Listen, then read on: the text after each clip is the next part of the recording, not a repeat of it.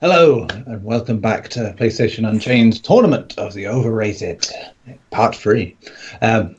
We are in the round of 32 of deciding which is the most overrated PlayStation game of all time. We've done 21 matches of the 32 so far, which last week we had some interesting ones. Notably among those, we had Mass Effect 2 go through against SSX Tricky. We had Call of Duty 4 naturally went through. Final Fantasy 10, GTA 5. Yes! Which went through against Metal Gear Solid 2, which was interesting.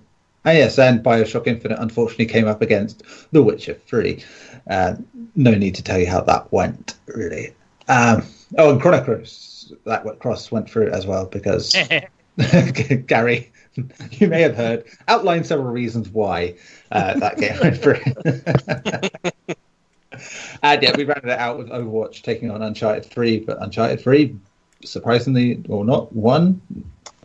You have to say one in brackets or commas, but whatever you want to call it, because obviously winning means that you're actually closer to losing in this tournament. But hey, that's the fun of it. That's why it's different from just deciding the best game ever. Right. So I've actually got written down my running order for everyone this week so that I don't forget who's supposed to be going first, second, third, etc. But before we get there, let's introduce who's here. As ever, we have, and I'll do it in the order I'm going to do it. So, first of all, we have the Armenian Argonaut himself, Garri Bagdasarov. Whoa, what's up? We have the hiker extraordinaire, the man who will go to great lengths to get his Pokemons. It's Ben Chille. I will get a shiny Lugia. He's going to shine that Lugia out. We also have, returning once again, Krista Visser. Hello. And returning after an absence. Because proving we haven't, proving also that we didn't just replace him with Chris. It's Alfonso Voxel. He is here. I am back. Welcome He back. is risen. Yay. Resurrected. Yes, we are. He came back sir. after 2 weeks and didn't lag and didn't complain about lag.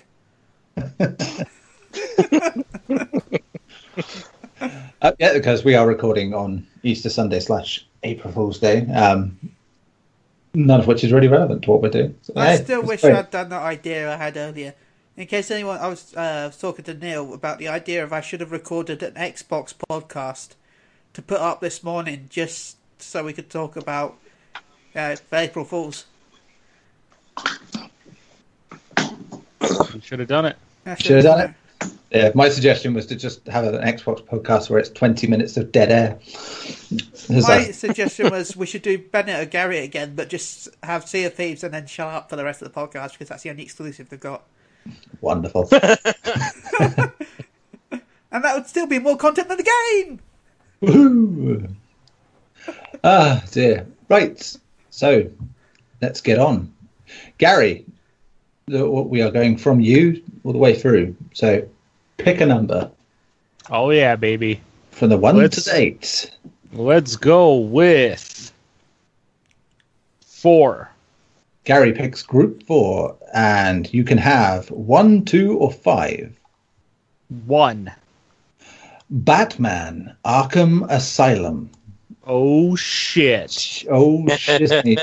Somebody gonna get stabbed if they pick the wrong game. Ben, pick a group. I want to go with 2. Yeah, group 2. You can have number 1, 2, or 3. Let's go with number 1. Oh, Garri, you're going to love this. Dead Space is God damn it. Batman Arkham Asylum versus Dead Space. And Chris, you are first up to vote. Oh, man, you're going to get me shanked first?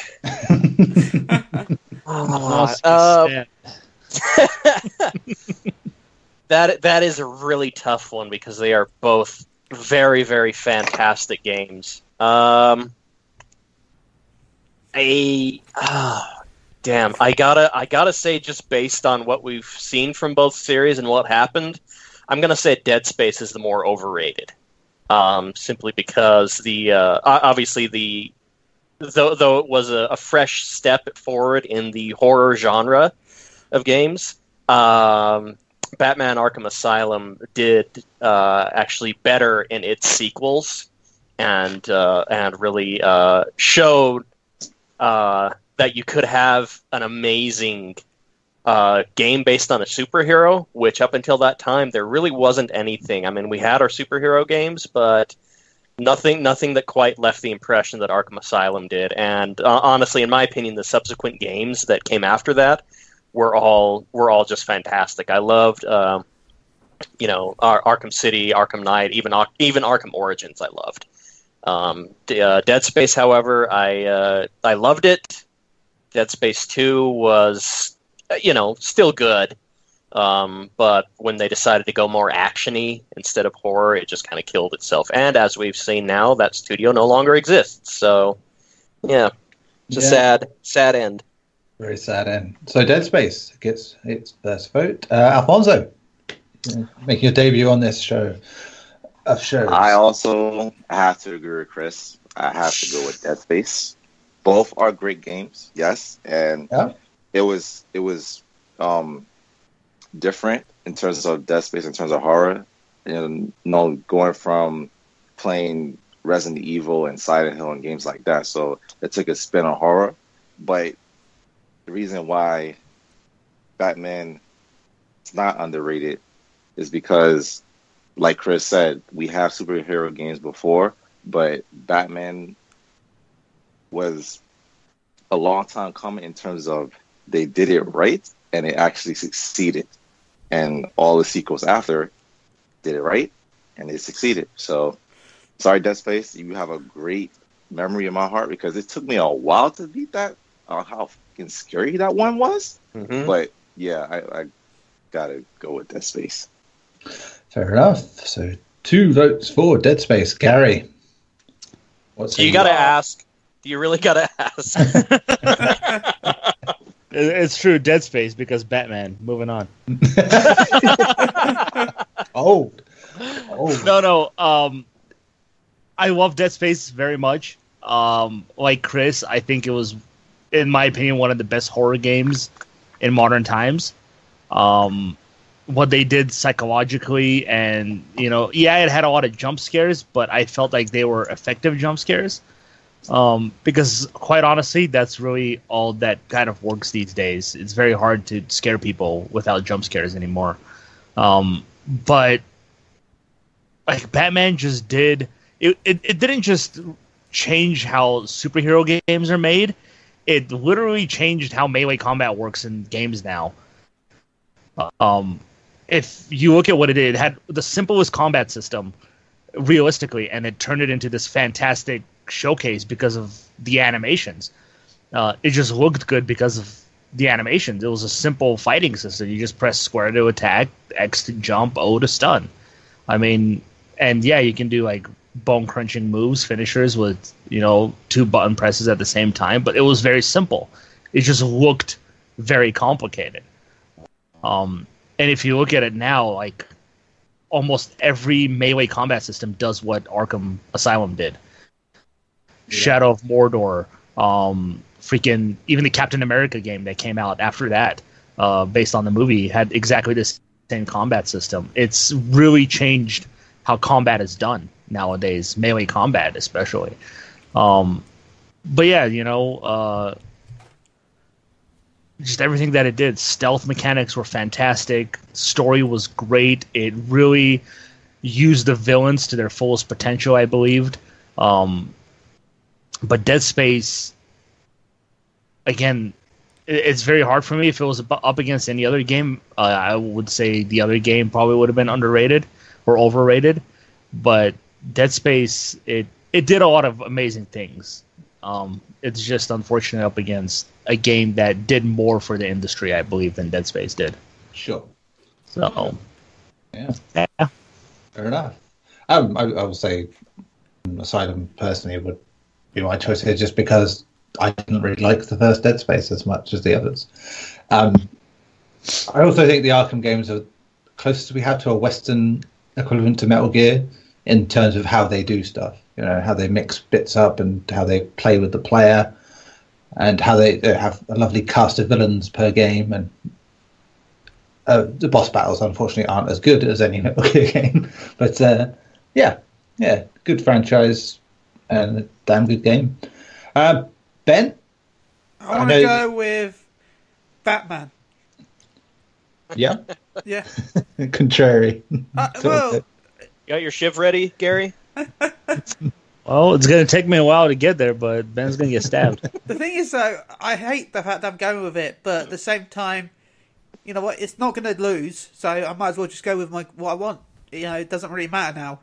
So I would have probably gone, Dead Space if I'd known that Batman would have won, because it doesn't deserve to win, but it does deserve to have. It's not a perfect game, and I feel I much preferred Arkham City than Asylum. Asylum, yeah. I didn't enjoy it that much compared to City.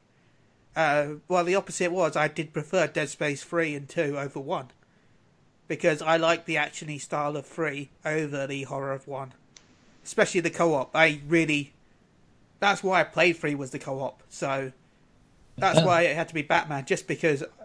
I preferred the sequel. I'm not bringing up Night. Right. Night is perfectly fine. Night is perfectly fine. Night is perfectly fine. The driving is perfectly shite. No, it's not. It was great. It was it wasn't as bad as it was made out. Let's put it that way. I hate the world right now. I want to punch people. Ben, I will absolutely agree. The co-op in Dead Space 3 was a lot of fun because of what they did, where the two different players see different things going on, and the other one, like, what are you seeing right now? I see my kid. You're just like, what? You're picking up a rock. What's going on? I see a birthday party here. They're like, it's a science lab, but there's presents everywhere. And there's a bike. That's the chemicals. No, it's presents. It was brilliant. And I remember the elevator where I saw a jump scare where someone screamed at me, and I was shouting down the mic to him, "Oh God, what the fuck?" And he's like, "What? We're in an elevator with music." I'm like, "Didn't you see the jump scare?" He's like, "What? The old lady jumped? No? Oh, okay." It's like the Kane and Lynch one. The Kane and Lynch where you're in the bank and all of a sudden, Lynch starts going crazy and shooting everybody. You're like, "What are you doing? They're coming after me, man!" And you're just like killing innocent people, really. But it was so well done. But yeah, that's why I had to. As much as I don't think Batman deserves to be, to be overrated, because of the fact that everyone else played Dead Space, I thought, fuck it. A long way around of saying fuck it. Yeah. That's good. Okay, moving on then. Chris, pick a group. Let's see. Let's go with 5. Group 5, of which you can have numbers 3, 6, and 7. Let's go with 7. 7 is Resident Evil 2. Ooh. And Alfonso. Let's go with 7. Group 7. You can have any 2 in this group, 6 or 8. I'm going to choose 8. Ooh, this is going to be fun. Resident Evil 2 is facing Journey. Okay, so Garri. Oh, me first. Yeah. We're going in the order. Don't worry. Oh boy. I'm gonna have to go with Journey. Okay. Resident Evil 2 isn't my favorite Resident Evil. Everybody knows that. But I feel like Journey is very overrated because, quite honestly, when I played it, I had no idea what the hell I was doing in that game. I felt no sense of direction, and then when I found direction, I still had no idea what I was doing in that game.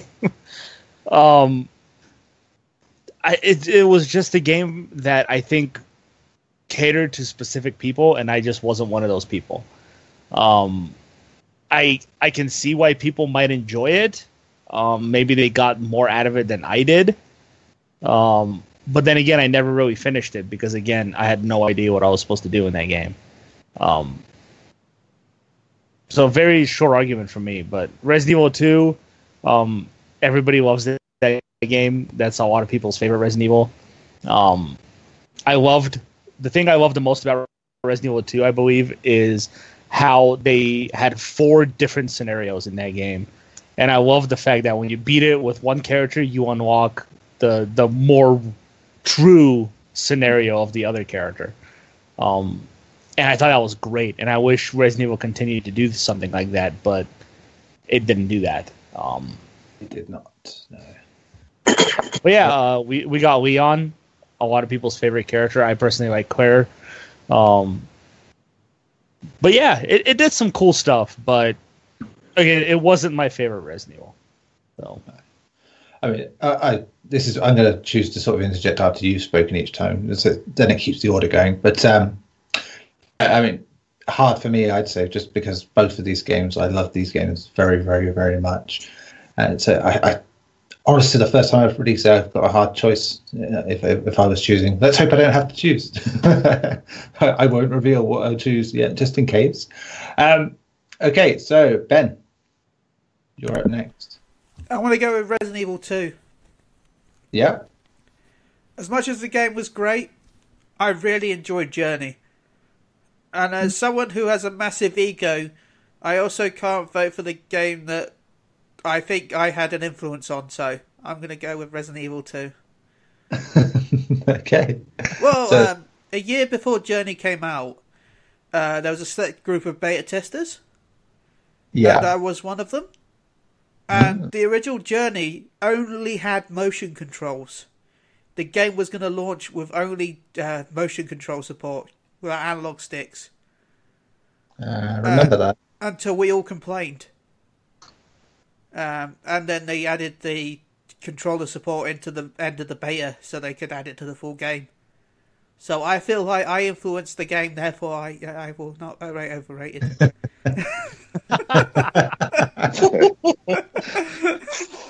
Well, that's one way. Okay, so one apiece. Chris? I'm going to have to go with Journey being the more overrated. Simply because, and kind of to what Garri said, Resident Evil 2 was kind of the man. I mean, if you're gonna have a flagship horror game, the first one that comes to mind is usually either Silent Hill or Resident Evil. And Resident Evil 2, I think if that game hadn't been as amazing as it was back then, we wouldn't have really have the horror escape in video games that we have now, just because of the multiple playthroughs you could do, of the intriguing story, of the characters that are now beloved in the horror franchise.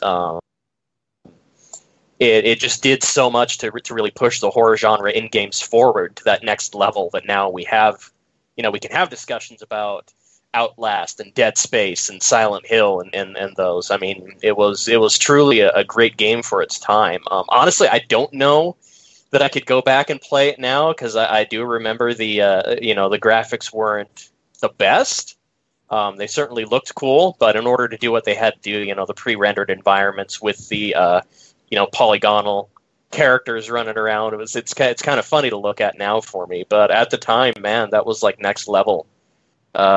This is where Journey really did a lot to kind of give us a different multiplayer perspective. Only being able to communicate in certain ways, no voice chat or anything like that. But I feel that after that they just kind of fell off the radar. I honestly, you'd have to tell me. I don't know what they're doing now. I know that the head of the company left them shortly after Journey came out, and I don't know what they're doing now. So it's just kind of fell by the wayside. I don't think it deserved as much praise as it got. Maybe while you're playing, it's an amazing experience, but as far as impact, I think Resident Evil 2 had far more impact on gaming. Yeah, okay, that's a fair view. Then the next thing they did was the mobile game Sky, if I believe right, which had problems legally because, of course, Sky are a television company, and if you put Sky in your name, yeah. But apparently that's supposed to be good, but I don't play mobile games, so can't say for sure on that one. So yeah, it's in your hands here, Alfonso. Yeah, I'm gonna go with Journey as well. Oof. Just like Garri, I never finished it, and it was getting frustrating trying to find all the collectibles that they had hidden, and all the time that I would see on YouTube and read articles like, "Oh, this player found this player found this," and then other players would just replay the game just to find what other players found, and that was getting frustrating for me to see because I couldn't find nothing. And I will give it to Journey though I feel because of Journey is why indie games now are being so successful because of what Journey did. But yeah, Resident Evil 2 is my favorite. Is the reason that I even got into the Resident Evil series. I played Resident Evil 2 first, so yeah, I choose Journey. Yeah. Okay. Fair enough then. So yes, Journey wins 3-1. Next up then, Garri, pick a number. 5. And Group 5 now has just 2 games left in it, number 3 and number 6. 6. Oh, we're going back to the well. It's Resident Evil. The first one? Yes. Oh, man. Okay. Guess, It's going to be easy. Just remember what some of the games that are in here. Oh, my God. If it's Silent Hill, you're going to kill me, dude. All right. Oh, my God. No. No. Oh. Ben. 2. Group 2. You have number 2 or number 3? I'm going to go with number 2. You're not. Yeah? You really are? Yeah. Oh, no. I'm going for that number 2. Okay. Garri, you must be fucking Nostradamus. What? No way. Silent Hill 2. Oh, my God. Oh, now this is a juicy clash. And Chris, you get to go first. Oh. All right. All right. Man, both classic horror games. I don't make this decision light, but I'm gonna go with the first Resident Evil being the more overrated of the two. Simply because Silent Hill 2, in my opinion, well, I'm always torn on the decision of whether the first Silent Hill was better or the second one. But I think that's a bit of nostalgia speaking because I have fond memories of playing the first Silent Hill, like while my buddy was watching me late at night, and we were basically just scaring the shit out of each other. But Silent Hill 2 pretty much refined everything about Silent Hill 1 and made it better, made it more of a mind fuck too. So you had a lot of I felt thriller suspense. And you're trying to put the pieces together of what is happening to James while he's seeing, spoilers, I mean, at this point, obviously, why he's seeing Maria be killed over and over again, what the different enemies that are haunting some of the other people that he comes across with do. I mean, it was all just, and it was well done. The combat was a lot better. Even though it wasn't like you couldn't do anything that they brought up in like Homecoming where you could do all the dodging and that. But the enemies were unique. We got one of the most iconic characters in horror out of that game, which was Pyramid Head. I mean, just everything it did. I mean, that game really pushed the horror franchise forward at its time. Resident Evil did the same thing, but as I've already stated, I think Resident Evil 2 did all of that in a much more superior way. And I, as with Alfonso, Resident Evil 2 was actually the game that I played first before I went back and played the first Resident Evil. Yeah. So it didn't have quite the impact that it had on me. I feel that Resident Evil 2 is the much more more important of the two games. However, in Resident Evil's defense, we got some of the best lines ever in video gaming. You almost became a Jill sandwich. Oh my god. Yeah. No, that actually, thinking about that now seals it for me. Yeah, Silent Hill 2 is the much better game. So yeah, Resident Evil. Okay. Alfonso. I also agree with Chris. I got to go with Resident Evil for the simple fact that I didn't really get I didn't have that iconic feeling as I did with Resident Evil 2, and I didn't really enjoy the original Resident Evil. I wasn't feeling it. As for Silent Hill, I felt it to be more scarier than Resident Evil. And side note, do not play this when you have little siblings, because they was terrified and they actually had to go to therapy just to get the image out of, just the image from Pyramid Head. So, yeah, Resident Evil. Okay, Garri.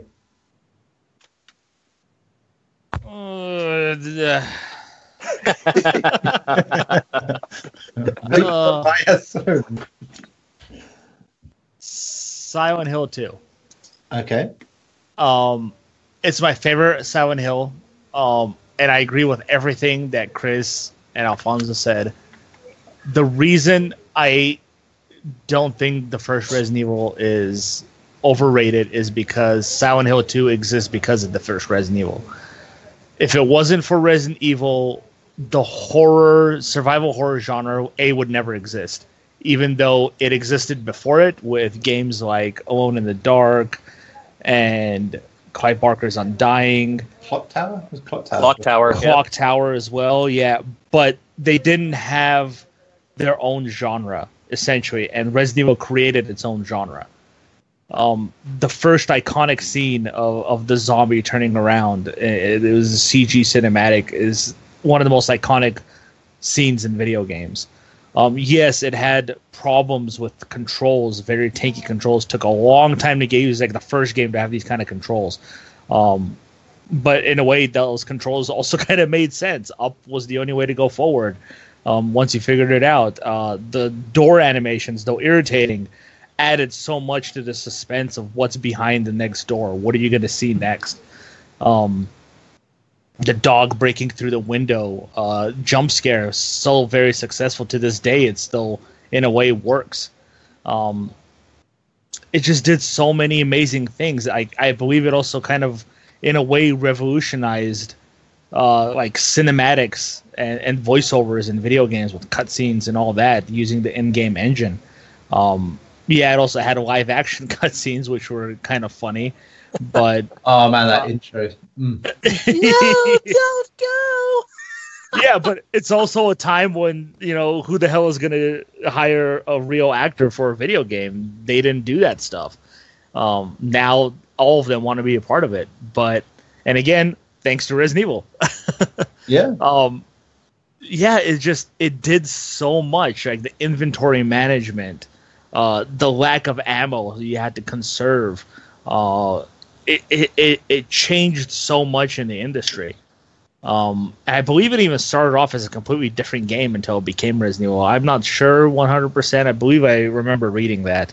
Sorry, but Resident Evil started off as a different game before it became Resident Evil. Yeah, it was a game based off a Japanese horror film called Sweet Home, and which you can only really watch on YouTube because it's so rare to find. There was never a DVD made or anything like that. It was VHS only, and they lost a lot of the cut. But yeah, you can view it on YouTube. It's quite good, but it's like a very 80s style film. But yeah, Mikami worked on that and went on to when that failed, the game they were making there, he went on to make this. So it's like that's why it's got that haunted house vibe, because the film was very much a haunted house film. With like ghosts and ghouls and things like that. So yeah, it's a great thing that it came from that.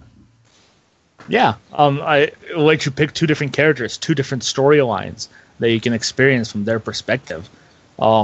It essentially made it took a supernatural thing and kind of explained it as well. Like, oh, this isn't something, zombies come from, because there's no more room in hell, like Dawn of the Dead and all those set it out to be. It was a pharmaceutical company where the drugs revive dead cells and thus they came back to life.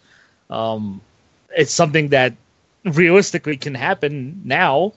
Dead cells get revived all the time. Clearly not to the zombie way, but it was a more realistic scenario than what other games presented. And I know you say realistic, but I just remember that plot device is in Return of the Living Dead. There you go. Well, there you go. They took it from them. It made zombies cool, and zombies started to come left and right from everything after Resident Evil. Yeah, they existed before then, but mostly in Romero's memories and his movies. Nobody really did zombies right until Romero came around. Sure. And even after that, they still couldn't really do it right. In my opinion, at least. There's a lot of bad zombie movies out there. When you flood the market, you're bound to have the sewers leak up eventually. So, yeah. And with Resident Evil, it's the one thing we want back in Resident Evil is zombies. The closest we got was Leon's campaign in 6. Yeah, like they're flooding the market with it. They're like, damn, we got to do something else. And now all we want is zombies back. But yeah, Silent Hill 2, it did give us a lot of fantastic things. Pyramid Head, incredibly iconic. The setting of Silent Hill 2 is still terrifying to this day, in my opinion. If you play the original, not the remastered version. It's just the monster design, the music, the music of Silent Hill is still some of the greatest soundtracks, I think, in video games. But I just feel like Resident Evil, the first Resident Evil, did this so much, and so much of the industry owes it to Resident Evil. And hey, Resident Evil is still going strong now. And I'm sorry to say, Silent Hill is as dead as it can be, unfortunately. And we can blame Konami for that. We can blame whoever you want, but it doesn't matter because the franchise is dead. And I guess you can say Resident Evil was dead as well, but they're slowly making a comeback now. Yeah, dead for different reasons, so I have to be said. Yes. But yeah. It's still mega popular. They had, 6 movies now, live-action movies, 3 CG movies. They have books. They have so much stuff on Resident Evil now that Silent Hill, unfortunately, just can't compete with it. I think in argument on that, it's because it's mainstream popularity is a lot easier with Resident Evil, which is by all intent is the dumber of the two. It's the same reason that people didn't go and watch Blade Runner 2049 because it's a sci-fi film, but it's not a pew pew guns in space sci-fi film. Let's look at this wall for 20 minutes and have pensive, somber moments. Which is good if you want that, but it's obviously not going to appeal to many people by comparison. Yeah, and to be fair, I really enjoyed the first Silent Hill movie. I thought it was a very good movie. Yeah, I mean, if you're talking pure as an actual video game adaptation, then yes. They even used the same camera angles from the first game. Yeah. They even used the same music. All the songs in that movie were from the games. It was incredible. Mm-hmm. But yeah, to me, when you just compare the two, Resident Evil compared to Silent Hill 2, both phenomenal games. Silent Hill 2, I would say, is even more the superior game. But I just feel like Resident Evil changed everything. Okay. So Ben, thank God Gary's answer was so long because I'm going to go with I'm not voting. I'm sorry, Ben. No, I don't. I never really gave Resident Evil 1 a chance. I tried the remake on PS4 because I never played the original, and I never played Silent Hill 2, so I can't really judge either of them. So, okay. Be that as it may, my vote doesn't really make any difference in that regard. So, I believe that means that Silent Hill is the one going through. Is that right? Yes. No? Resident No, Evil. Resident Resident Evil. Yes, sorry. Resident Evil. See, Garri was talking so long, I forgot what I was talking about. So. Yeah, I'm just on talk no more. It's Resident Evil. It's fine. So yes, Resident Evil wins 2-1. That's it. Okay. Wins. I love how we say wins. Right, Chris, pick a number. Numbers. Let's go with 1. Of which you can have 3 or 7. Let's go with 3. God of War 2. Oh, damn The it. last Yeah. of the God of the Wars, I think. Oh, man. That we have in this thing. And Alfonso. I'm going to take the last number in Group 7. The last number in Group 7, which was number 6, Skyrim. Oh, God. There it is. You couldn't make it any easier, could you? I'm only calling them as you call them, so you know. Garri, Oh, okay. what say you? Skyrim in every way possible. Did it Broken hurt? when it released, broken after patches, broken on at least on the PS3. Well, that is what we are judging it on. Do remember that when we're talking about that. Yes, there you go. A complete broken mess that wasn't even fixed until like 2 years after the game came out, and even then, it wasn't properly fixed all the way. I love the setting of Skyrim. I love the whole Viking stuff. I'm very into Vikings, but it's also one of those things of Skyrim that I just could not get past, and it's a problem that I've had with all Elder Scrolls games. In all honesty, games, I think in general, because I remember you having this with Fallout 4. Yeah. I guess Fallout does the same thing, and to me, it's just it opens up so quickly that you just get lost so fast. You stop caring about the main story because every time you try to do the main story, like 5 things get in your way, and you decide to go do those things, and then those 5 things open up into 5 more things. And then you're just lost, and you don't care about the story anymore. Enemies level up with you. That is the biggest problem for me in those games because I never feel like I'm actually progressing. I feel like I'm constantly stuck. I disagree only in the sense of that your abilities become wider, more varied. So as much as they level up with you, you do grow more expansive in your power. You know, it's like you may be a little bit stronger than them, but you have more ways of dispatching enemies. Yeah, I guess. But to me, I just didn't feel that way. I'm sorry to say. But I could not get behind the hype of Skyrim. I tried on every platform.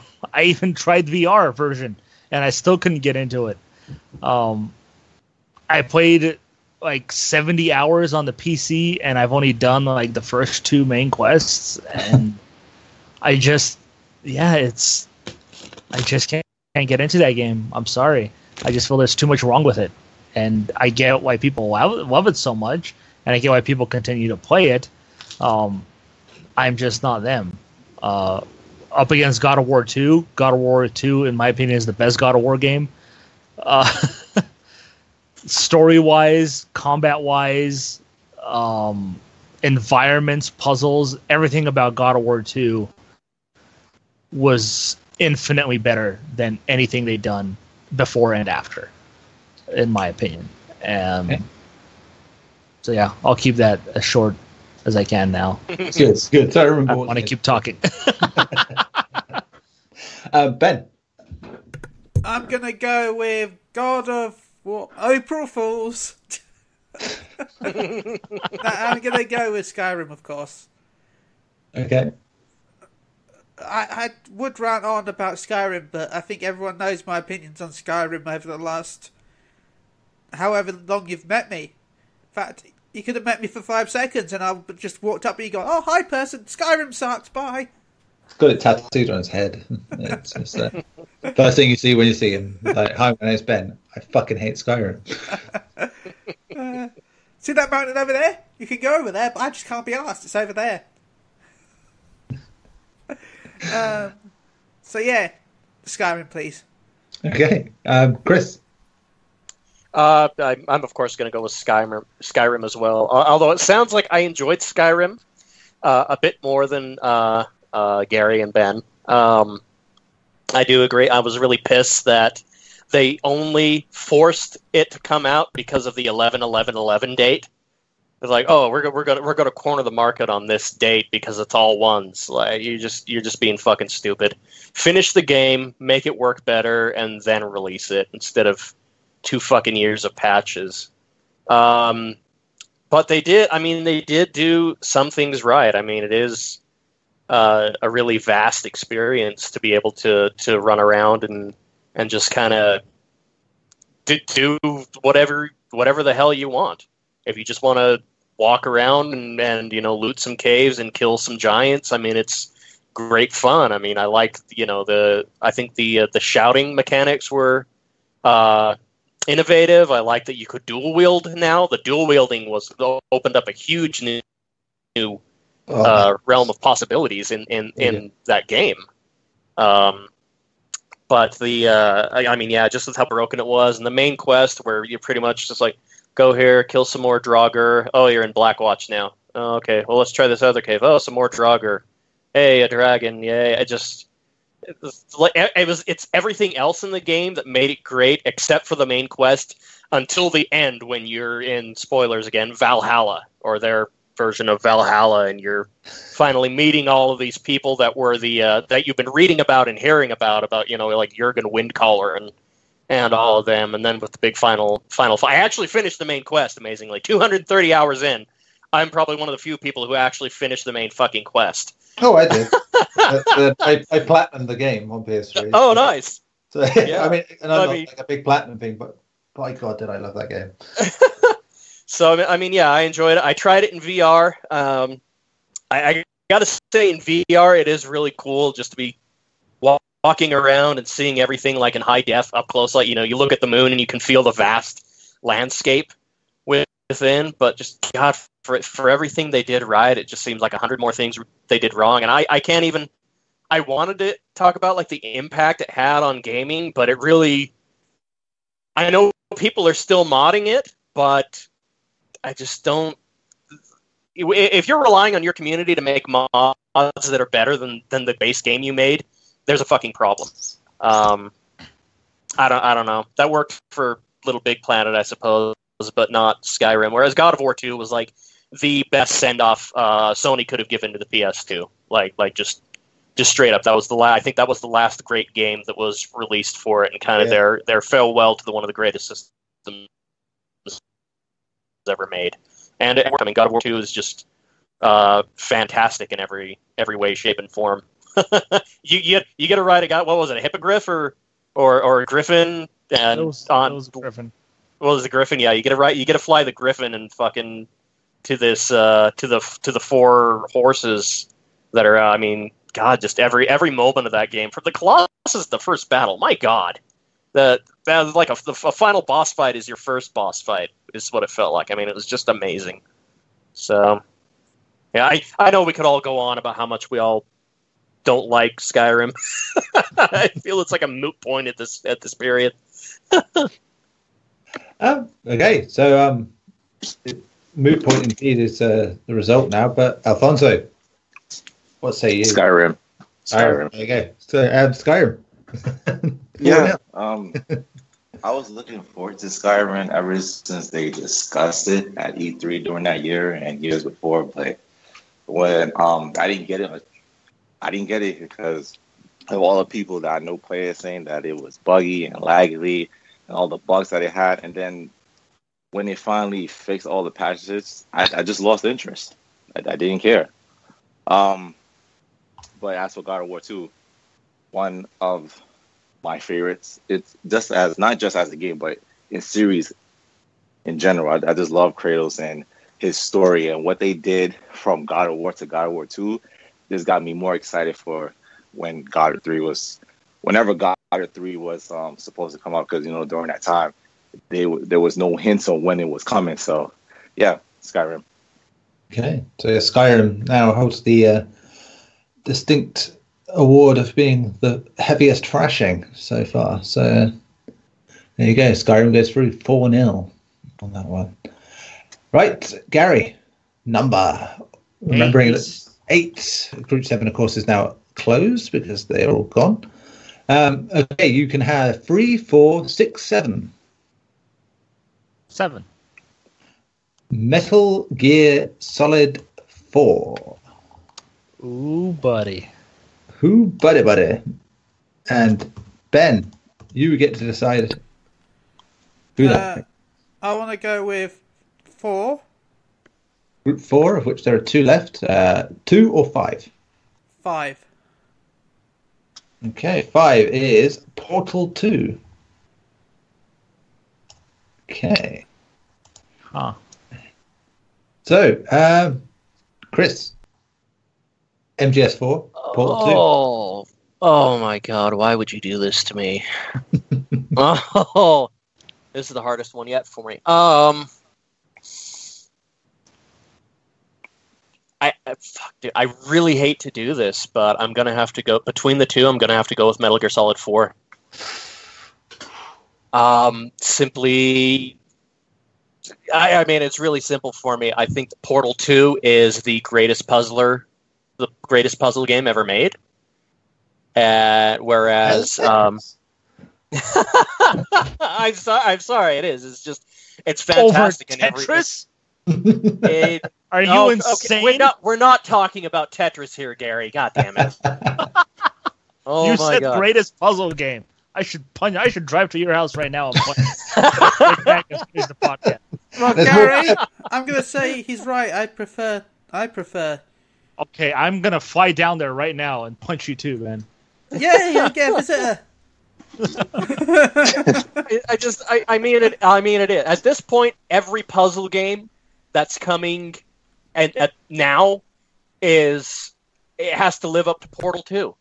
It's just I mean, leaps and bounds in the puzzle industry and what good narrative story is. I mean, and that's Valve at its finest, showcasing their I would almost call it a goofy gallows humor. I mean, Gladys is just so iconic now, and everything that it was so simple too. So simple. You have a blue portal, you have an orange portal, go. And it was just, each puzzle was perfectly crafted. It was just so meticulously well balanced. I mean, there's nothing else that tops it now. Other games are trying to come close. I reviewed Cube 2, and that was honestly, in my opinion, the closest the game has come to touching the grandeur of Portal 2. But Metal Gear Solid 4 was not the best of the Metal Gear games. It was, I think, a fantastic send-off to one of the most iconic video game characters in history. And I mean, don't get me wrong, that scene at the end, that crawling scene at the end, holy shit. Never, I think, have any of us ever sat more edge of our seat, rooting for the main character while viciously mashing our control pads to the point of almost breaking them. It was just so... Oh, thank God you said control pad there. Yeah.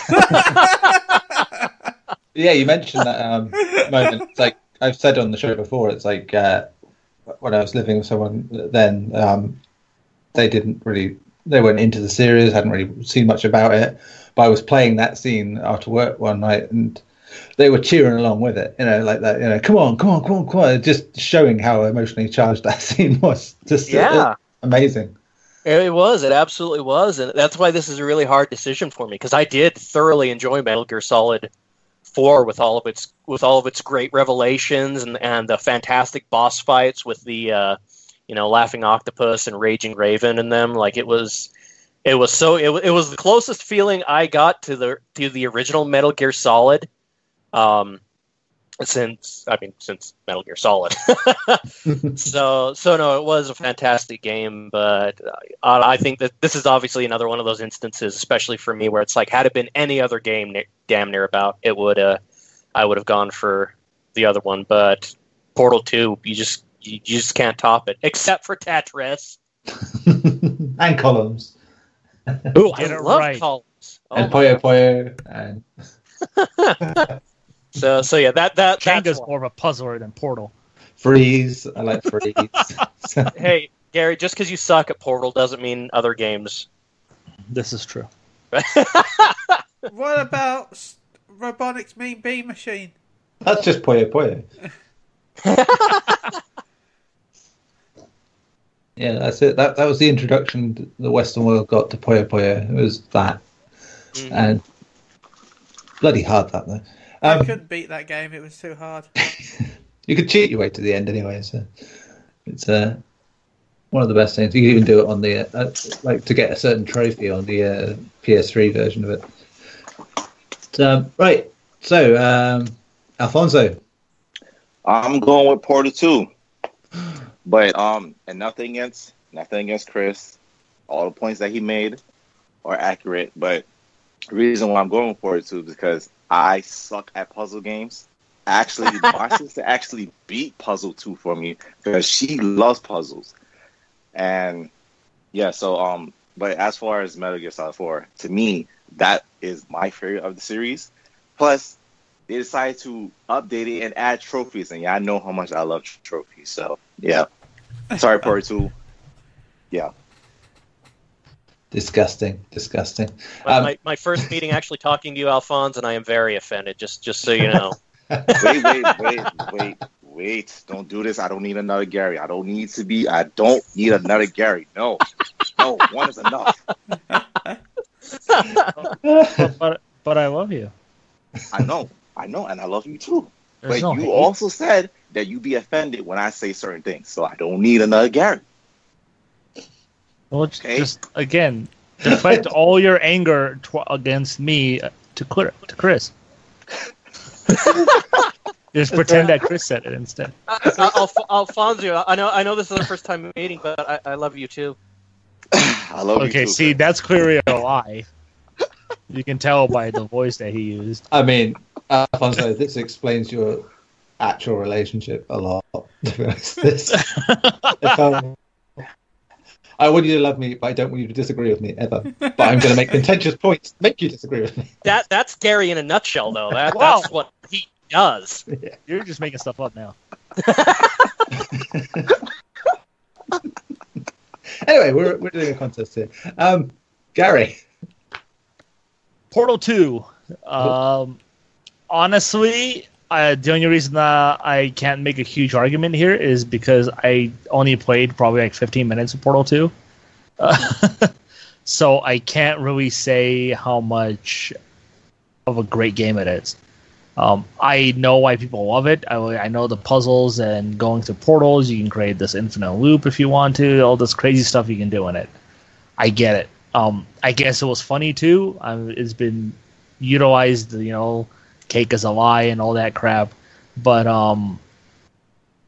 yeah, for me, it's got to be Portal 2. Metal Gear Solid 4.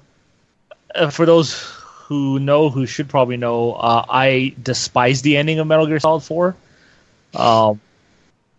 I think things should have ended completely differently, and so did Hideo Kojima up until his team talked him out of it. But yeah, that microwave crawling scene is one of the greatest scenes in Metal Gear Solid.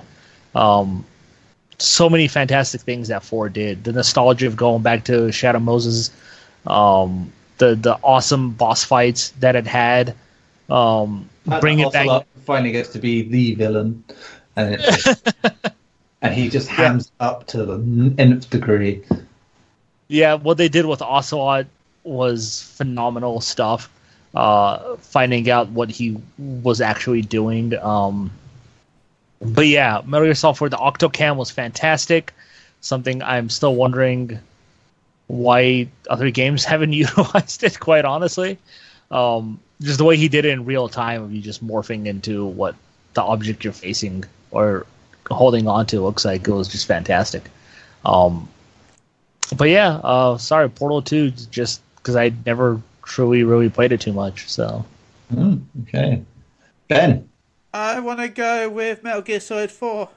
Oh. You know what that means. Just because I played a lot of Portal. In fact, it's one of the few puzzle games which I really enjoy. I mean, yeah, ones that actually has a story, not like Tetris. I really enjoyed Portal 2, and Metal Gear Solid 4, though it is one of my favourite Metal Gear games, in fact, it's my second favourite. Yeah, Metal Gear 3 being my favourite. I'm going to have to give it to Portal 2. I'm just going to have to say that Portal 2 was a better game for me. And I don't have a full-size replica cube, that's for certain. Okay. Well, yes, you know what that means. We have a tie break, which means it's up to me to decide who wins this. And you would think, oh, God, that definitely shifts it in one favour. Yeah, I was going to say, goodbye, Portal 2. I missed you. Well, let me say, Portal 2, I think, is perfection in what it does. I very much agree with Chris in that it is, as a modern version of a puzzle game, it is just does it better than anyone else. It's Valve's swan song to actually making video games, really. And no matter what they say about making any shit, since it's not happening. And I also hate the fact that I had to promote Valve because I hate how Valve works normally. So it's also work. Yeah, it's also a really great co-op game. I forget. I mean, and all that. And in any other circumstance, it would be a very worthy game to be saying, yeah. But, yeah, maybe it's a little too meme-heavy for me. And I must say MGS4 is a lovely guilty pleasure in other ways. And it was a great end to that section of the franchise for me. So, shading it, to be fair, Portal 2. So, yeah, sorry, Portal 2. You are indeed through. Okay. I ain't even mad. I like I said, I love Metal Gear Solid 4. There's no, for me, there would be no shame in it losing to that. Like, honestly, it was just such a great game. Yep, this is a sad thing about it. And you know that you're not mad that Portal 2 got through, but you're mad at me that I chose against Portal 2.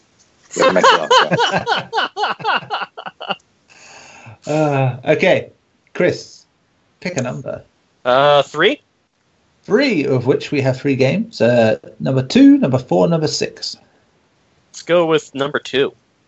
Number 2 is Burnout 3 Takedown.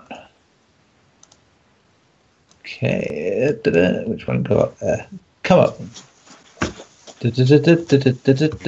And Alfonso. I'm gonna go with 4. 4 has just one number, which is number 2. That is Batman Arkham City. Oh.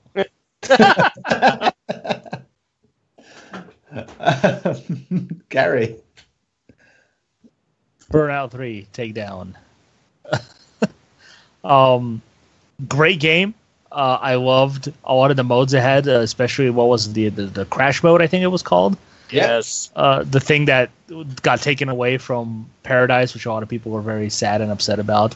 Oh, it's there. It's there. It's just you do it on the fly. Yeah, there you go. You do it on the fly. But yeah, Arkham City is one of the best PS3 games ever made, I think. The open world stuff was great. Everything I said about Arkham Asylum applies here, except they just made it bigger, more open, introduced some of my more favorite characters like Mr. Freeze. Penguin had a bigger role this time. Everybody was just more bigger, I guess, in their roles, especially the Joker, and seeing what's going on with him. And of course, the crazy ending that we got as well, with one of the best surprise villains that made me so happy. Well, it's not a spoiler now because the game's been out forever. When you fight Clayface, absolutely loved it. Clayface, in my opinion, is so underrated, and to see him take a spotlight at the end as the final villain was pretty fucking great. But yeah, Burnout 3, it's a fun racer. It's a fun arcade racer. I loved it. But again, Arkham City just pushed that envelope so much more again than Burnout 3 did, unfortunately. Okay. Ben. I want to go with Batman Arkham City. Okay. I really enjoyed the Burnout series, and Burnout 3, in my opinion, was my favourite because I'd never really played Paradise. So I want to have to go with Burnout 3. Wait, no. I want to go with Batman, sorry. Oh, yeah. Batman. I know it's hard to remember what you're voting for sometimes with this, but... I want to go with Batman, as I said, because Burnout 3, and although I loved Arkham City, in fact, it was my favourite of the Batman games, beating out Asylum and Night. Yeah. I think everything beats out Night, though. I'm just going to have to go with, Batman is my overrated. Okay. So one apiece. Chris. Easy for me. I'm never a big fan of racers, to be completely honest. So there is a little bit of bias here. Although I did absolutely love Crash Mode. It's one of my favorite things that Burnout ever did. However, when comparing it to Arkham City, for me, there's no contest. You can't. Garri stated it simply already. It was Arkham Asylum, just everything on a bigger scale, surprise villains. Great. I think they nailed a lot of the villains. Plus, of course, Kevin Conroy and Nolan North and Mark Hamill.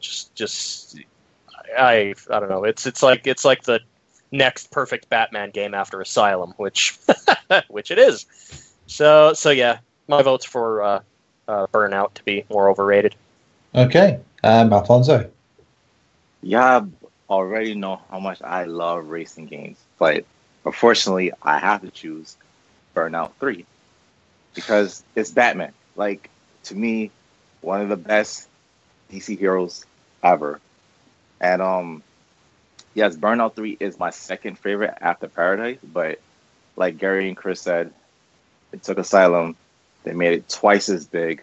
My sister loved it because it being more of an open world, and she loved doing all the Riddler, puzzles from Asylum. So she was happy seeing all of them scattered, because she was disappointed that it was kind of confined because he was only on Arkham Asylum Island. So she was happy that she could, go around the city and do, which I again hate puzzles. I didn't do none of them, but like Garri said, the ending. The twist, I was not expecting that, and then to see Joker die, that hurt.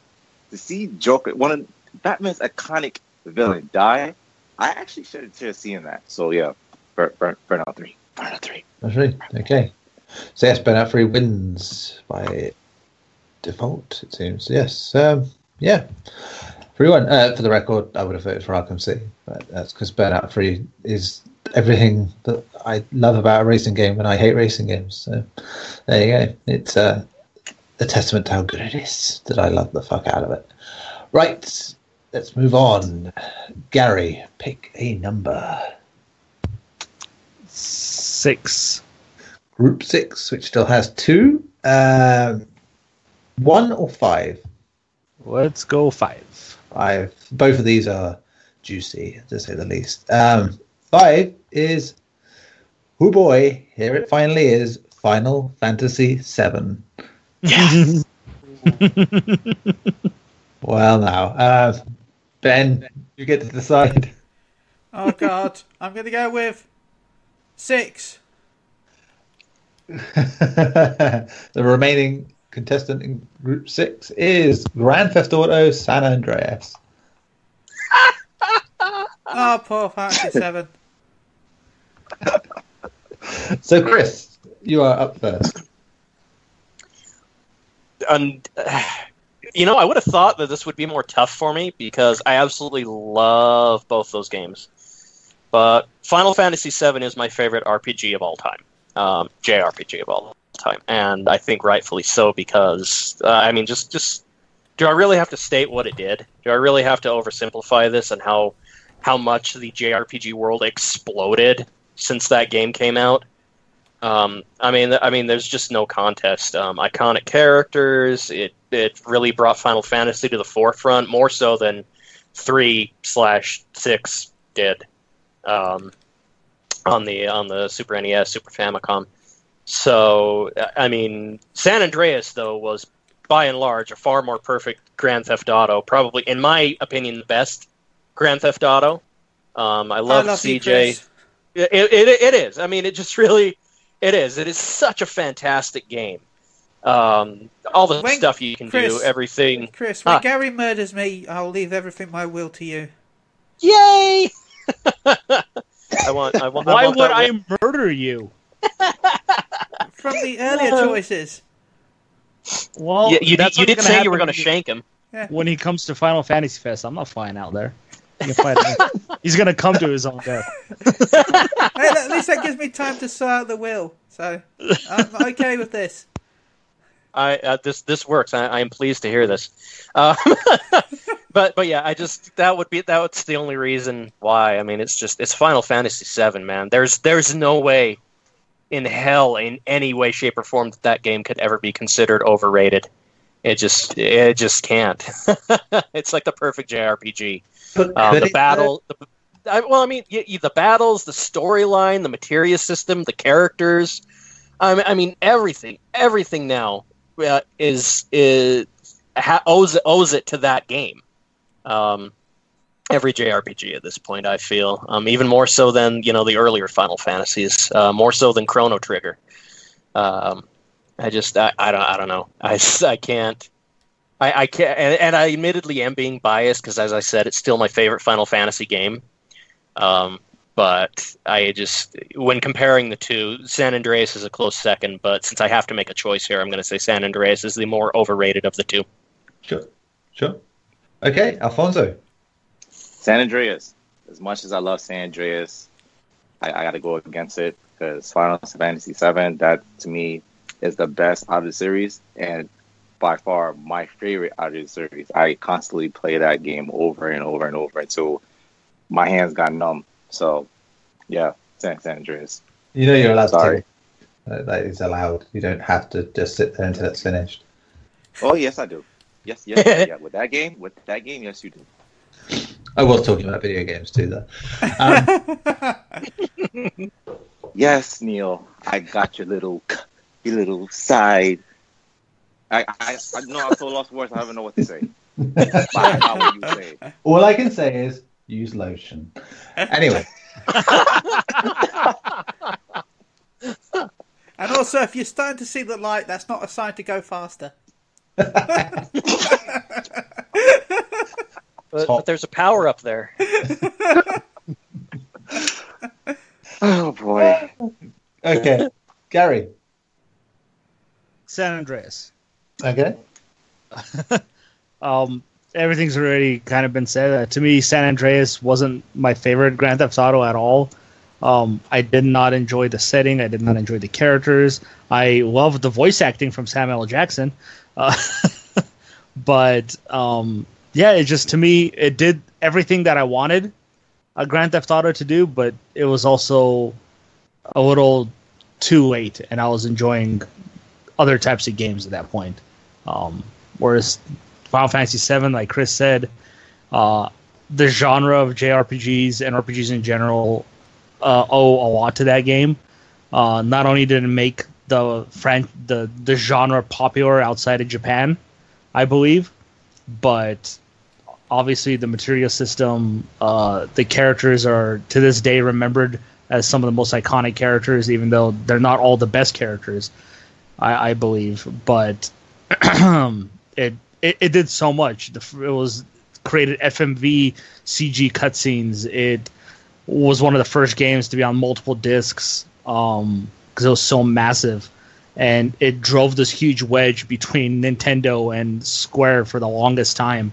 I mean, up until the GameCube came out, that they finally reconciled their differences. But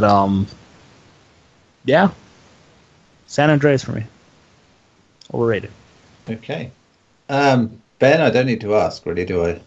Yeah, I'm going to go with Final Fantasy VII. Oh, I can see why now you thought I was going to stab you.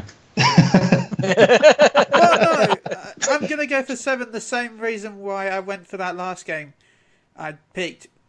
I actually believe San Andreas is the most overrated. But at the same time, I believe that Final Fantasy 7 shouldn't get through without one vote. Okay. I know that sounds weird, but yeah. It was a bug. As much as we loved the game, it was an incredibly buggy mess when it came out. And people agree that it's surprised that it works as well as it did, because it had so many flaws in the code and how they rushed to get released.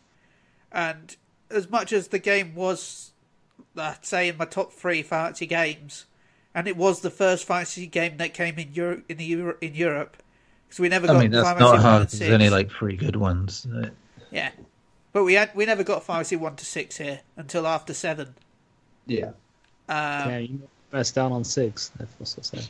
So, as much as I want to say that GTA is the most overrated game, because that is how I feel with nearly every GTA game there is, San Andreas took what was great with the previous Grand Theft Autos and expanded it, and made it better, and added more features, and added more fun, in my opinion. And I've said before, if it wasn't for the Grand Theft Auto series, we wouldn't have my favourite series of the open world, and that is Saints Row. So Yes. I'm gonna have to go with Final Fantasy 7 just because nobody else voted for it, and And it yet, deserved. it one was a vote. very good explanation, all the same. So yeah, it's you came round to logic in some weird, strange way. I have to say, but you did it. Okay, 4 matches left of this round. Can you believe it? So Chris, pick a number. Let's see. Let's go with 8. 8, which does have games left in it. In fact, the most games in it. It has 3, 4, and 6. Let's go with 4. Okay, number 4 is Metal Gear Solid. Okay. Yeah. Alfonso. I'm gonna go with 3.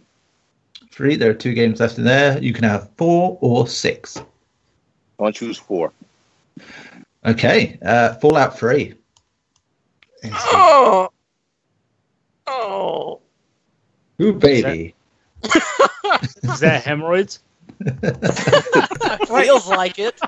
It feels like it. Wait, what game was it? I must have missed it. Fallout 3 Oh, Fallout 3. Okay. against Metal Gear Solid. Yes. Is this even a round? Can we just say Fallout 3 won? I don't know. Does anyone disagree? Reluctantly, no. What about you, Garri? No, I have no. Alfonso? Nah, yeah, you're right. Okay. Fallout 3. Yeah. I mean, yeah. I mean, I might even have my vote in just for the sake of it. Fallout 3, when Looters wins, whatever you want to call it, 5-0. Not that I hate Fallout 3, it's just that it fucked me around like no game has before. And it was going against the juggernaut that is Metal Gear Solid. Which is that's the big one for me. I love Fallout 3, but Metal Gear Solid. There's another piece of. If it had been American any other history. game, I would have not said that. But Metal Gear Solid, even if it had been Final Fantasy 7, I would have just gone Final Fantasy 7, right? Everyone, Yeah. So, I think it's Garri to vote again now. Then, yeah, 1. 1. There's only one game in Group 1, and that's number 7, and that game is Dark Souls. Ooh. Yeah. Ben. what category has the most? I'll tell you this now. Group 8 is the only one with 2 in. I want to No. go with Group 8. Okay, you can have 3 or 6. 6. Now, I'll say this. I hope no one likes Dark Souls because Metal Gear Solid 3. Oh man. Yeah, they're getting tough. Moving on. Chris, Chris, what say you? Oh my God, no! I loved Dark Souls, but goddamn, no, not when you put it up against Metal Gear Solid 3. That's jeez, yeah, no, I can't. I just because it had the most amazing bag over the head animation I've ever seen in a video game ever. That's you why. You haven't had my bag over your head, have you? I have. Oh my God. Was I asleep during one of those times? Yeah, no, I mean, Metal Gear Solid 3 is another one of those pinnacle of the series games. Not that my personal favorite is the first Metal Gear Solid, obviously. Metal Gear Solid 4 was fantastic. I liked it much better than 2, obviously, as we said last time. Not that I didn't love 2. I thought it was a great game too. But Metal Gear Solid 3, goddamn, that was one of the most heart-wrenching endings of any game ever. Ever. It was just so powerful, so emotional. And to see where Big Boss came from and what caused all that. To see a young Ocelot, like there was, and again had fantastic boss battles. I'm covered in bees, like. No, it was just. Bees, it was just. God. It's just amazing. Yeah, I love Dark Souls. I really do. I love the Souls series, but not when you compare it to great games like that. They're definitely a bit overrated. Yeah. Dark Souls. Okay, one for Dark Souls. Alfonso. Chris, do not be offended, but I hate the Dark Souls series. I can't stand it. Can't stand Dark Souls. Can't stand Demon Souls. Try to get in Bloodborne. Can't do Bloodborne. I'm sorry. So Dark Souls, it gotta go. I'm sorry. Okay, Garri. It's all good, man. Hey, Garri, Metal Gear Solid, or no? Oh my God, what did I just say? Garri hates games. Confirmed. No, Dark Souls. Metal Gear Solid 3 is my favorite of every Metal Gear. The story, like Chris said, one of the most heartbreaking endings. An ending that to this day just gets me boiled and angry, and it really makes me understand why Big Boss did everything that he did, and makes me believe in what he's doing. Like, I don't go against anything he did after I saw that ending. But as far as the boss fights go, they're fun. I don't consider them the most iconic boss fights, except for maybe the end, which... Sorry. Huh? What about the story? Well, the sorrow was great, but it wasn't really a boss fight as it was. I mean, more... that's just it, though. As Kojima's doing is making a boss fight different, and that was very, very different as a boss fight. I found. That's just my 2 cents on it. I just think it's a very clever way of making you look to action. Yeah, like there's great boss fights. I don't think all of them were great. Like, maybe the characters themselves just didn't have the same backstories that other Metal Gears gave to the villains.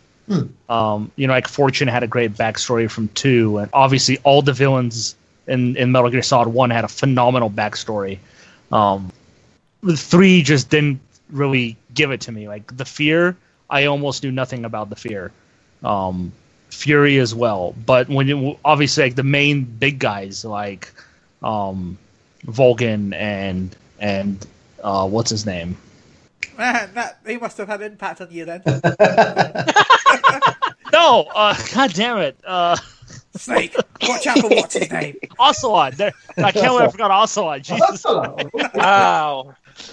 Yeah, young Ocelot and how he learned to use a revolver because of Big Boss.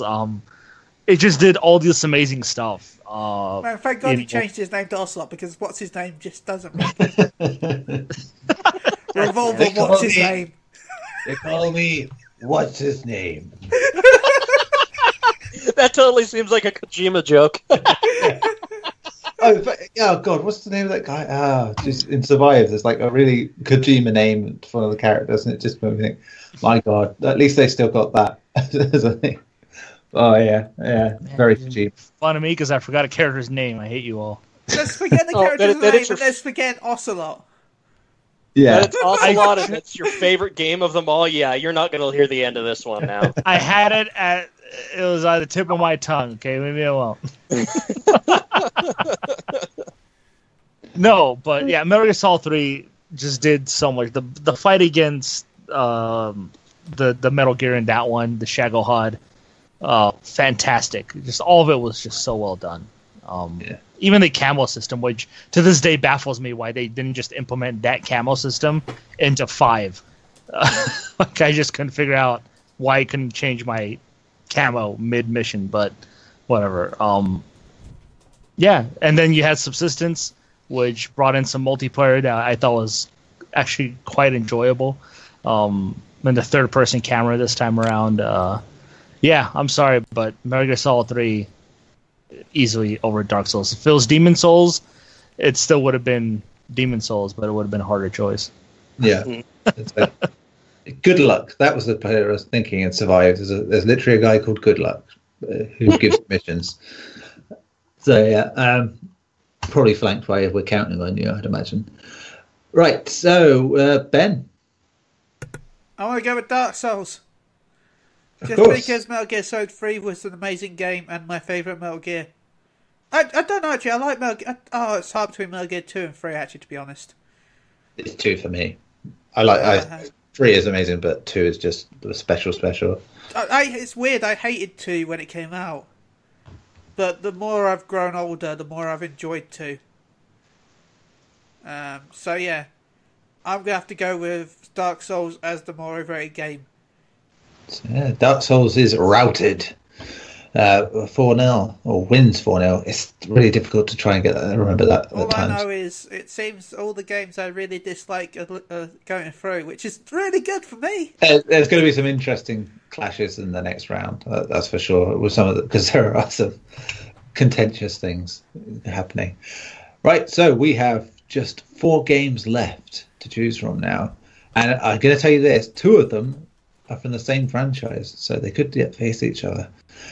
That's going to be interesting. Chris, we have 1 in Group 3, 1 in Group 5, 1 in Group 8. Oh, and also we have, where's the one? 1 in Group 2.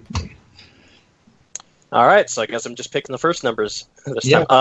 Let's go with 2. 2. That's Gran Turismo. It's taken all this time to get here. And Alfonso, you can pick from Group 3, Group 5, or Group 8. I'm going to choose 8. 8 is Persona 5. Oh, man, what the hell? Oh. Well, I already know Gary's answer. Do you? Do you know? Do you know? You know? Well, Garri, let's find out. What is your answer? Oh, God, I'm going first. I haven't had time to think yet. We're talking the first Gran Turismo, right? Yes. It was the only one that I felt was worthy on this one, because 2 is just more. I don't know. 3 was the cornerstone for me. But, Garri, they're all just games about fucking driving boring cars. Hey, Neil, watch it. It's driving in your car with your favorite CD on the game. That's it. Persona 5, right? Yeah. I'm gonna have to go with Persona 5. Okay. I enjoyed Persona 5. I didn't enjoy it more than I did 4 or 3, or even 2 for that matter. 2 is my favorite. But as much as I enjoyed 5, the soundtrack was great. The characters were great. The combat system was fantastic. I loved kind of how they did the whole sins and dungeons scenario that they had, where you go into the person's mind, essentially, and try to fix them. I really enjoyed it, but to me, I can't get into the daily life stuff that they have going on in those games. I understand. You struggle in real life with this? Yeah, pretty much. Yeah. I feel like it could be used for more productive things, like world building. Yeah, I'm sorry. Like the whole game is timed, and I hate timed games, as everybody knows. I just couldn't get too deep into it like everybody else did. I understand why they would, and it is a fantastic game, and it deserves all the praise that it got. But to me, Gran Turismo, like so many other franchises, revolutionized the driving simulator. And like Burnout did for arcade racers in a way, Gran Turismo did for simulated racers. The heart and soul that they put into those games year in and year out that they're released. I don't really know too much of backstory of what they did for the first one, but from what I know, getting the licensed cars, getting the sounds of the engines, they still did a lot to get that game as realistic as they possibly could for a system that had so many limitations for it. But to me, Gran Turismo essentially created this crazy realistic driving simulators. And so many franchises now follow it. Grid, Codemaster Racing games, almost all of them. Obviously, Forza, I guess you can say, has taken over Gran Turismo in a way. But Gran Turismo still holds so much power in its own name that you say Gran Turismo and everybody instantly looks to see what the next Gran Turismo is going to be. And it's a franchise that continues to live on. And to me, Gran Turismo, the first one, though not my favorite, I think it did what I guess Resident Evil did for that genre as well. For racing games. So yeah, I didn't want to see a car jump through a window.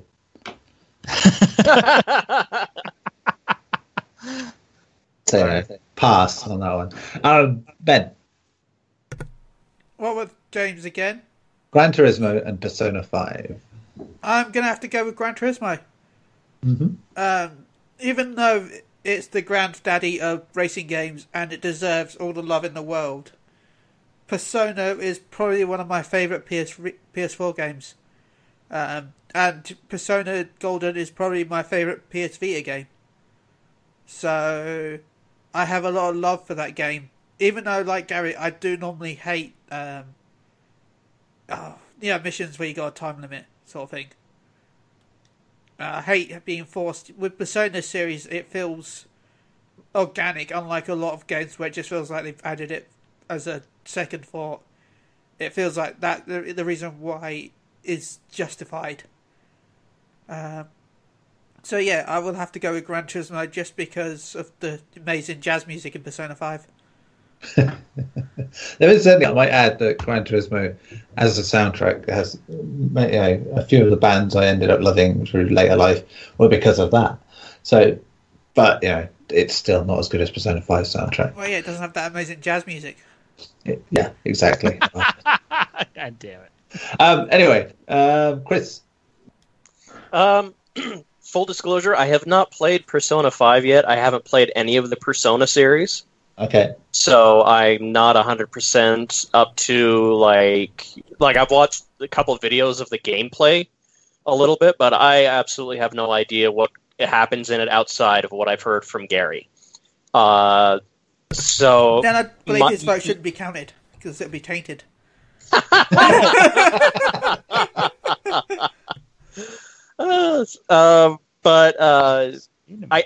I will vote for it to be the more overrated of the two because I agree with Garri 100% on Gran Turismo and what it's done for racing games everywhere. Like we wouldn't have Forza Split Second, we wouldn't even have Burnout or Need for Speed sequels if it wasn't for Gran Turismo because they pushed the boundaries of what a racing game could be.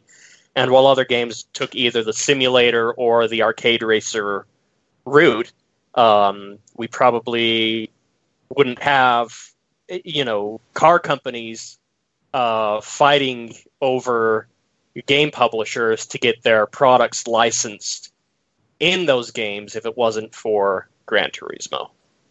So that's why I think Persona is the more overrated. Okay. Alfonso. Persona 5.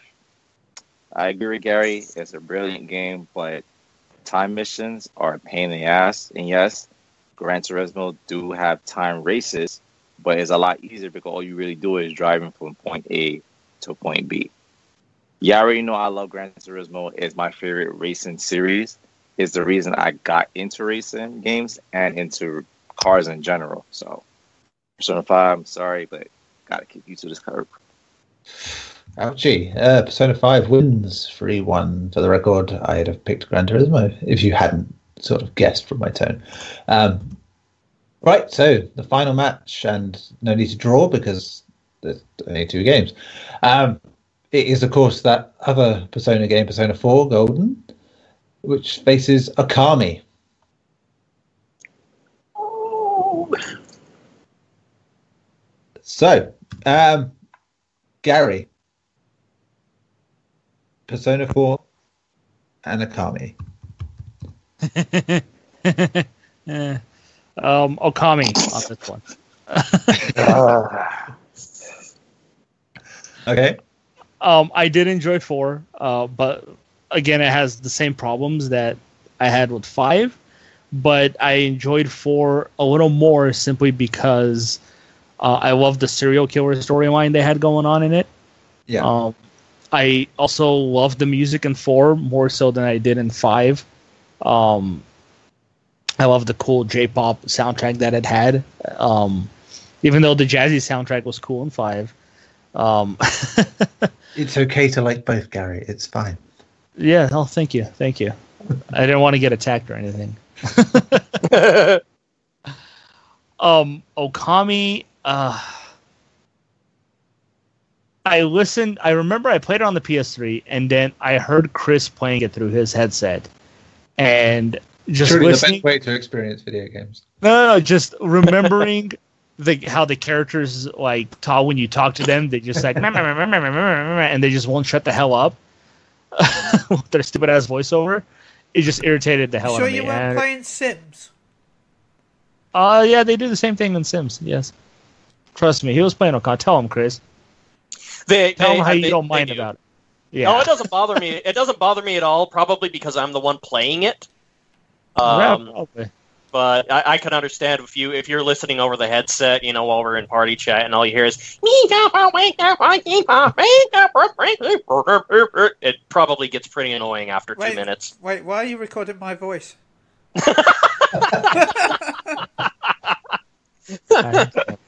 God damn it. But yeah, I understand like the art style is really cool. And using the brush and all that, the game to me just works better on, I guess, the Nintendo systems that are released. It worked better on the Wii because you can use the motion controls to draw. I believe it also came out on the 3DS as well, if I remember correctly. It was like a smaller version of it, but again, you can use the stylus, and now it's coming out on Switch. And even on Switch, I feel like it's going to be a better game because of the touchpad that you can use and the touchscreen. So to me, Okami was good. I just don't think it was good on the Sony console. So, yeah. Okay. Okami for me. Okay, so that's your vote. Ben? I'm going to go with Okami. Okay. Just because I enjoyed the other game more than I did Okami. That's fair enough. It's fair enough reason. Okay. Chris? I am going to go the opposite direction here. Again, I have not played a Persona game, so bear that bias in mind, but I'm going to say Persona 4 is more overrated because, I mean, Okami is like the Legend of Zelda, but for Sony. It has all the same. You have fields that you explore. There are enemies in that field. You get to play as a goddess wolf. I mean, how cool was that when it came out? That instead of I'm a warrior with a sword and shield or a club, it did what games seldom do and allowed you to play as something completely new. To I mean, not that other games hadn't let you play as animals or things like that, but this was pretty groundbreaking because it was a Zelda game with that 3D arts, or a Zelda-like game with that 3D cel-shaded art style. Beautiful, unique graphics. Took a lot from Japanese folklore and history in the way that similar we've seen other franchises do now, like Neo. The demon wheels appeared in Okami. All those imps and everything were drawn from inspiration from Japanese folklore and culture. And you played as a god or a goddess rather, trying to right the wrongs of mankind. The combat was a lot of fun. You unlock the abilities to dodge and upgrade your weapons. I mean, it felt like a genuine Zelda-like experience with a new cast of characters, a different setting, and the brush techniques. I wasn't bothered by them as much as Garri was. Using the analog controller is I think just as easy as waving your hand, so I don't see a problem there for it. Sorry, Garri. But I think it's one of Sony's best games, or one of the best games ever to come out on a Sony system, rather.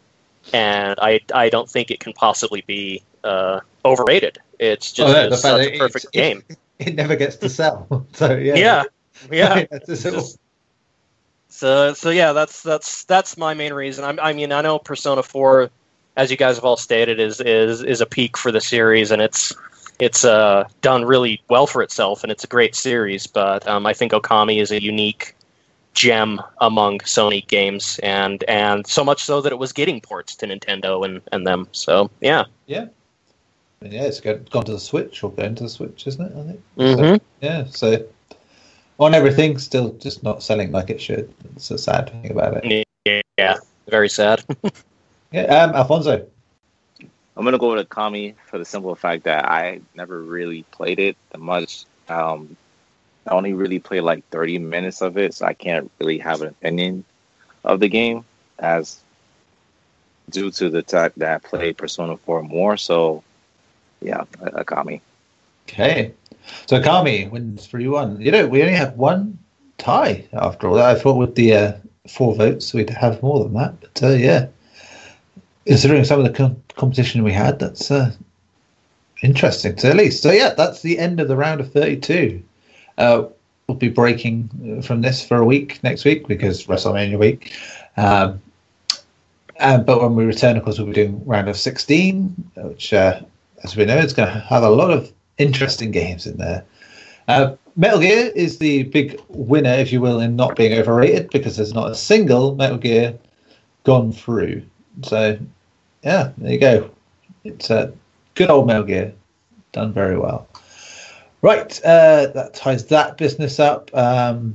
Delete a poll on the Unchained Twitter, which is at @podunchained, which is asking which is your favourite game to come out from March. Right, actually got 210 votes. And we had 4 main choices. You could obviously choose other if you wished after that. But fourth was A Way Out with 11%. Burnout Paradise Remastered was third with 14%. Second was Ni no Kuni 2 with 27%. And Far Cry 5 with 48% was the winner on that one. Okay. Other than that, it's now the end and the shouty outies. So, going in the order we've been going in all night. Garri, do some shouty outies and contactees and all those things.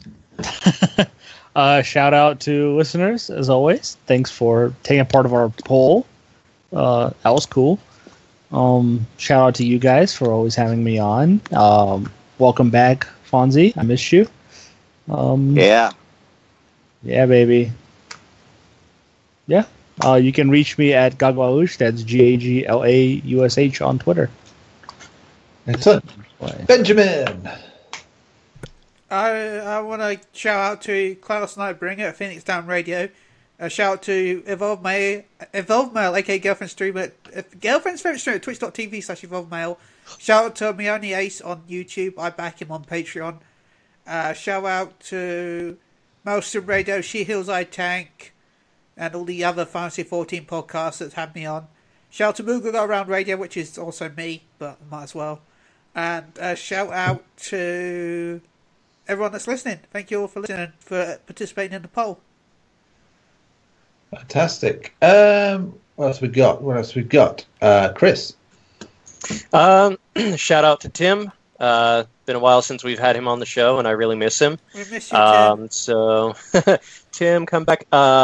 Shout out, of course, to you guys and PSU for allowing me on the show now. I've been having fun, and I plan on sticking around. Shout out to Alfonso. It was great to finally get on the show with you and chat about video games with you. I've listened to you before, but it was a pleasure to meet you today.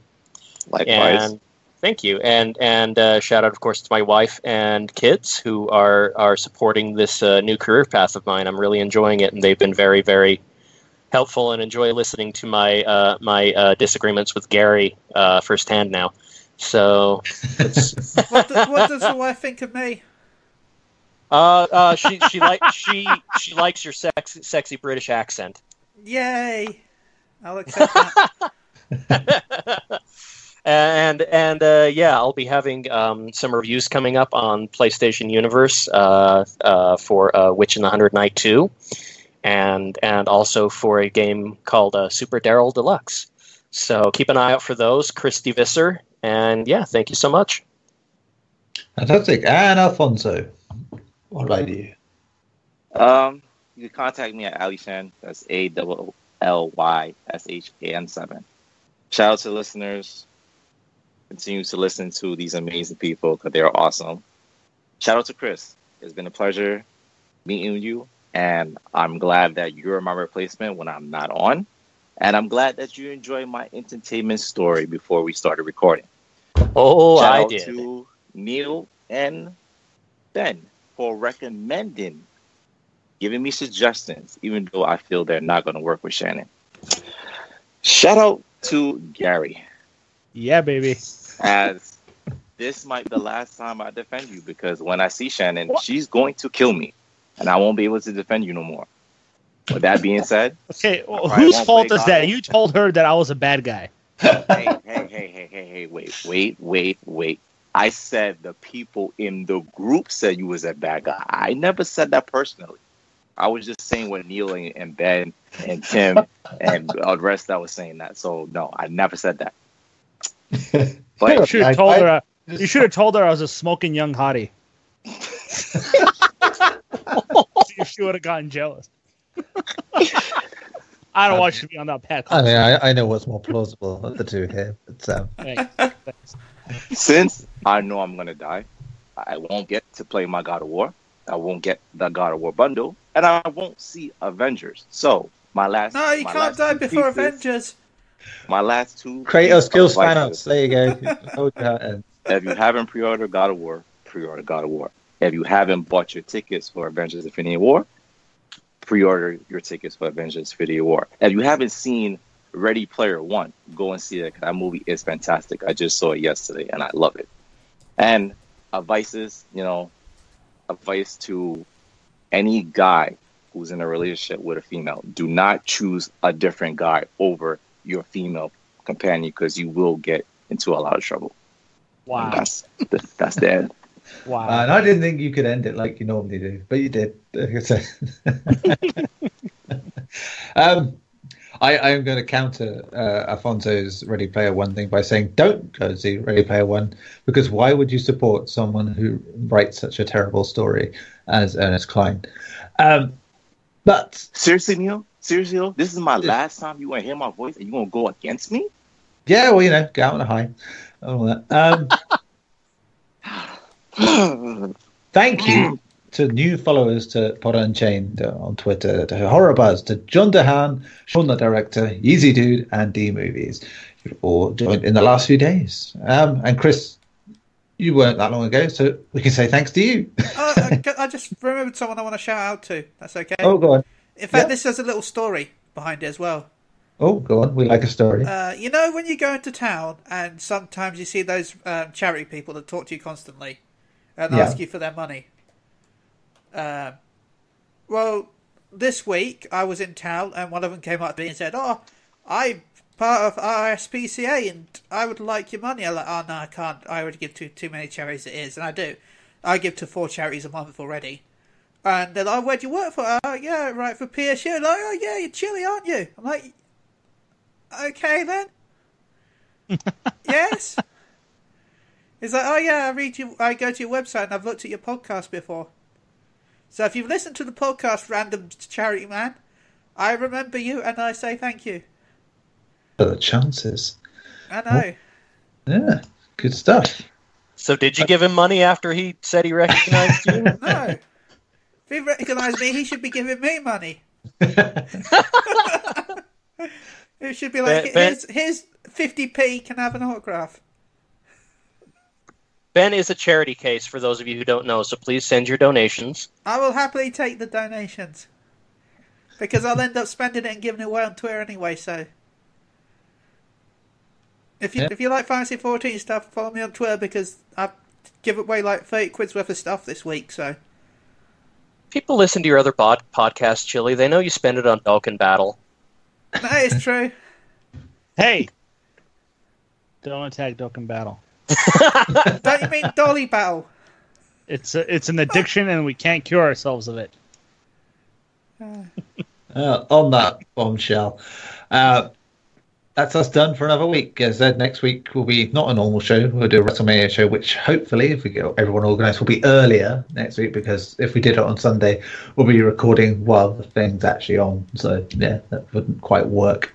But yeah, that'll be fun. We like doing that sort of thing. And yeah, Unchained, as it is like this, will return the week after that. So until then, taddy bye.